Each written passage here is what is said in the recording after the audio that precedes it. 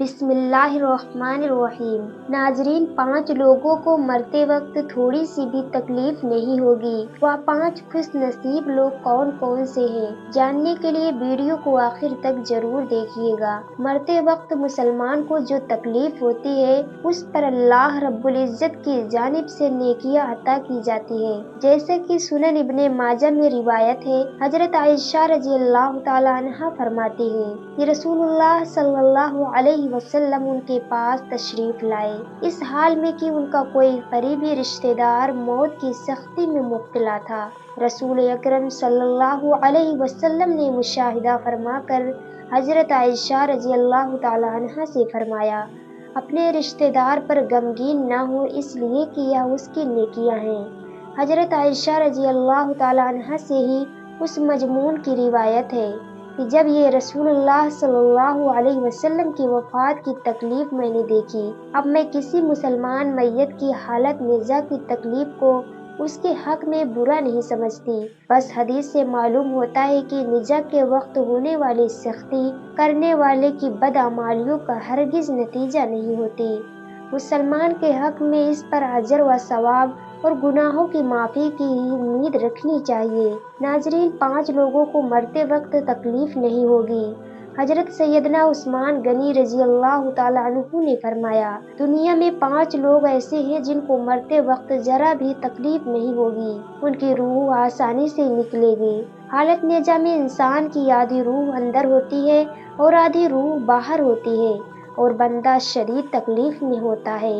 اس وقت انسان کو پیاس اتنی لگتی ہے کہ انسان یہ چاہتا ہے کہ سمندر کا پانی پی جاؤں، اور اگر 7 سمندر کا پانی پی بھی جائے تو پھر بھی اس کی پیاس کبھی ختم نہیں ہوگی۔ روح نکلتے وقت انسان کو جو تکلیف ہو رہی ہوتی ہے وہ ناقابل بیان ہے۔ حضرت سیدنا عثمان غنی رضی اللہ تعالیٰ عنہ نے فرمایا، یہ 5 لوگ ایسے ہیں کہ انہیں مرتے وقت ذرا بھی تکلیف نہیں ہوگی، یعنی موت آسان ہوگی اور بغیر تکلیف کے ہوگی۔ پوچھا گیا کہ جناب وہ کون سے 5 لوگ ہیں جنہیں موت کی سختی میں بھی نرمی میسر ہوگی؟ تو فرمانے لگے کہ سب سے پہلا شخص وہ ہے جو اپنے ماں باپ کی موت کے بعد، یعنی ماں باپ کے مرنے کے بعد، وراثت کا حصہ اپنی بہنوں کو پہنچانے میں جلدی کرتا ہے، یعنی وراثت کا حصہ اپنی بہنوں کو جلد پہنچاتا ہے۔ ایسا نہ ہو کہ بہن کے بچے بھوک سے بلکتے رہیں اور تم بہن کے حق پر قبضہ کیے بیٹھے رہو، اور بہن اس انتظار میں رہے کہ میرا بھائی کب مجھے میرے ماں باپ کی وراثت میں سے حصہ دے گا۔ بہت بار یہ بھی دیکھنے میں آیا ہے کہ بہن کی شادی نہیں ہوئی جبکہ والدین دنیا سے رخصت ہو گئے تو بھائی نے کہا کہ کوئی بات نہیں، جب بہن کی شادی کروں گا تو اس کا حصہ اسے جہیز کی صورت میں دے دوں گا۔ یاد رہے کہ اسلام میں بہنوں کو جہیز دینا فرض نہیں جبکہ ان کی وراثتی حق دینا فرض ہے۔ دراصل عورت کو جہیز دینا یہودیوں کی رسم ہے، اسلام اس کی ترغیب نہیں دیتا، لیکن اسلام میں عورت کا وراثتی حصہ دینا فرض ہے۔ واضح ہے کہ والدین کی وراثت میں سے جس طرح ان کی نرینہ اولاد کا حق و حصہ ہوتا ہے، اسی طرح بیٹیوں کا بھی اس میں شرعی حق و حصہ ہوتا ہے۔ والدین کے انتقال کے بعد ان کا وراثت پر بیٹوں کا خود تن بتنہا قبضہ کر لینا اور بہنوں کو ان کے شرعی حصے سے شرعی حق سے محروم کر دینا ناجائز اور سخت گناہ ہے۔ بھائیوں پر لازم ہے کہ بہنوں کو ان کا حق و حصہ اس دنیا میں دے دے، ورنہ آخرت میں دینا پڑے گا، اور آخرت میں دینا آسان نہیں ہوگا۔ حدیث مبارک میں اس پر بڑی وعید آئی ہے۔ حضرت سعید بن زید رضی اللہ تعالی عنہ فرماتے ہیں، رسول اللہ صلی اللہ علیہ وسلم نے فرمایا، جو شخص کسی کے بالشت بھر زمین بھی ظلم کر کے لے گا، قیامت کے دن 7 زمین میں سے اتنی ہی زمین اس کے گلے میں طوق کے طور پر ڈال دی جائے گی۔ ایک اور حدیث مبارک میں ہے، حضرت انس رضی اللہ تعالیٰ عنہ فرماتے ہیں، رسول اللہ صلی اللہ علیہ وسلم نے فرمایا، جو شخص اپنے وارث کی میراث کاٹے گا، یعنی اس کا حصہ نہیں دے گا، تو اللہ تعالیٰ قیامت کے دن اس کی جنت کی میراث کاٹ لے گا۔ یاد رہے کہ یہ جہیز کی رسم اسلام کی رسم نہیں بلکہ یہودیوں کی رسم ہے، اور اس کا سب سے بڑا گناہ ہے کہ جس طرح یہودی کی عورت کو بغیر جہیز کے کوئی شخص قبول نہیں کرتا تھا۔ اسی طرح آج اسلام میں بھی عورتوں کی شادیوں میں سب سے بڑی رکاوٹ جہیز ہے۔ غریب آدمی کی بیٹی بیٹھی بوڑھی ہو گئی کہ جہیز کا کوئی بندوبست نہ ہو سکا۔ اسی طرح اگر کوئی شخص یہ کہے کہ میں بہن کا وراثتی حصہ تو نہیں دے سکتا، البتہ جب اس کی شادی کا وقت ہوگا تو جہیز دے دوں گا، لہٰذا فرمایا گیا کہ بہنوں کو بر وقت حصہ دینے والوں کی روح موت کے وقت بڑی آسانی سے نکلتی ہے۔ ایک عورت کا بھائی جب فوت ہوا تو اس عورت نے بہت اصرار کیا کہ مجھے بھی قبرستان میں لے چلو، میں بھی اپنے بھائی کی قبر پر جانا چاہتی ہوں۔ خیر اس کے اس اصرار کو قبول کیا گیا اور اسی قبرستان میں اس جگہ لے جایا گیا جہاں اس کے بھائی کی تدفین ہونے والی تھی۔ اس کے دیکھتے ہی دیکھتے میت کو قبر میں اتارا گیا اور اس کے بھائی کو مٹی کے سپرد کر دیا گیا۔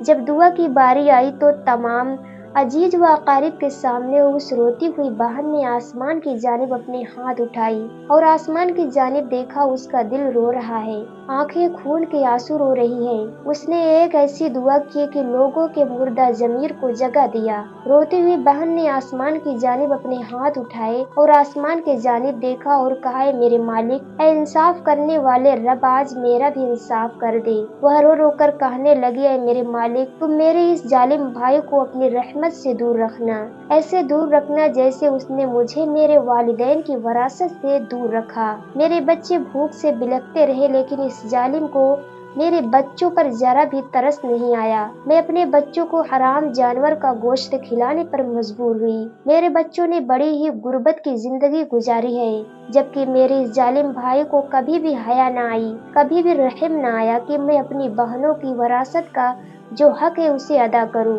اے میرے مالک، تو آج انصاف کر دے، اور جس طرح سے اس نے میرے وراثت کے حق سے مجھے دور رکھا، اسی طرح تو اسے اپنی رحمت سے دور کر دے۔ تو ناظرین، صرف ایک لمحے کے لیے دل پر ہاتھ رکھ کر یہ سوچو کہ جب تم اپنی بہنوں کو ان کی وراثت کا حق نہیں ادا کرو گے تو کیا تمہارے لیے بہنیں تمہارے لیے مغفرت کی دعا کریں گی یا جہنم میں جانے کی دعا کریں گی؟ ناظرین، بہن کا حق کھانا ایسا ہے جیسے خنزیر کا گوشت کھانا۔ ناظرین، دوسرا شخص وہ ہے جس کی روح مرتے وقت بڑی ہی آسانی سے نکلے گی۔ فرمایا کثرت سے صدقہ کرنے والا شخص، یعنی ایسا شخص جو اللہ اور رسول اللہ صلی اللہ علیہ وسلم کی رضا کے لیے اپنے مال و دولت میں سے یوں صدقہ کرتا ہے کہ جب وہ اپنے ایک ہاتھ سے کسی کو دے تو دوسرے ہاتھ کو پتہ بھی نہ چلے۔ یعنی دوسرا انسان وہ ہے جس کے مرتے وقت موت آسان ہوگی۔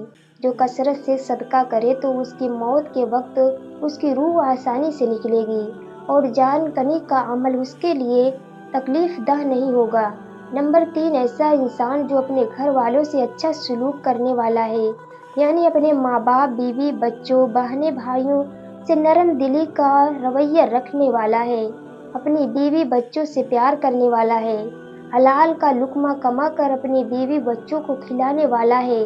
بزرگان دین فرماتے ہیں کہ جب رزق تنگ ہونے لگے تو دسترخوان کو وسیع کر لیا کرو، یعنی اپنی بیوی بچوں پر خرچ کرنا بھی صدقہ ہے، انہیں کھلانا پلانا صدقہ ہے۔ لہٰذا ایسا شخص جو اپنے گھر والوں پر خرچ کرتا ہو اور ان سے حسن سلوک کرتا ہو تو جب وہ دنیا سے رخصت ہوگا تو اس کی روح نکلنے میں آسانی ہوگی اور اسے کوئی تکلیف نہ ہوگی۔ اسی طرح حضرت عثمان غنی رضی اللہ تعالیٰ عنہ نے فرمایا، جو شخص یہ سوچ کر نماز ادا کرتا ہے کہ جو نماز وہ ادا کر رہا ہے وہ میرے نبی صلی اللہ علیہ وسلم کی آنکھوں کی ٹھنڈک ہے، نماز دین کا ستون ہے، نماز مومن کی معراج ہے، تو 5 وقت کی نمازی موت کے وقت کسی قسم کی سختی میں مبتلا نہ ہوگا۔